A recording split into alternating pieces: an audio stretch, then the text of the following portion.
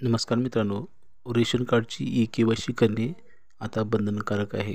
ई-के-वाय-सी केली नसाल तर तुमचे धान्य तुम्हाला मिळणार नाही. तरी तुम्ही ई-के-वाय-सी केला असाल तर तुमची ई-के-वाय-सीचे स्टेटस कसे पाहायचे हे आपण आपल्या मोबाईलवर पाहता येणार आहे. तर चॅनलवर नवीन असेल तर चॅनलला जरूर सबस्क्राईब करा आणि बेल नोटिफिकेशन ऑल करा. तर आपल्या मोबाईलवर ई-के-वाय-सी कशी पाहायची हे आपण पाहणार आहोत. तर चला तर मग व्हिडिओला सुरुवात करूया.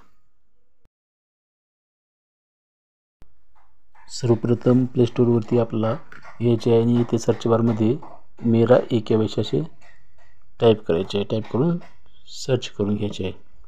सर्च करून घेतल्यानंतर असं आपल्यासमोर इंटरफेस येईल. हे बघा, मेरा ई-के-वाय-सी हे ॲप आपल्यासमोर आलेलं आहे.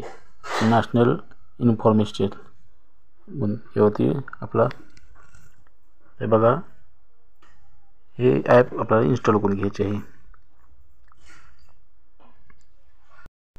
यानंतर आपल्याला हे ॲप आता ओपन करून घ्यायचे आहे.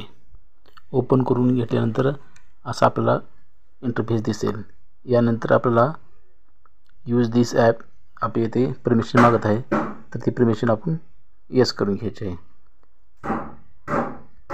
अशा प्रकारे आता इथे डाउनलोड म्हणून येईल ऑप्शन, ते डाउनलोड ऑप्शन क्लिक करून घ्यायचे आहे. व आता इथे आधार फेस आर-डी म्हणून असे येईल. इथे आपल्याला इथे इन्स्टॉल करून घ्यायचे आहे. अशा प्रकारे आधार फेस आर-डी इथे इन्स्टॉल होत आहे. यानंतर आपल्याला राज्य सिलेक्ट करून युजर नेम व पासवर्ड टाकून लॉग इन करून घ्यायचे आहे. इथे सिलेक्ट स्टेट महाराष्ट्र सिलेक्ट केल्यानंतर व्हेरिफिकेशन व्हेरीफाय लोकेशन असे आलेले आहे.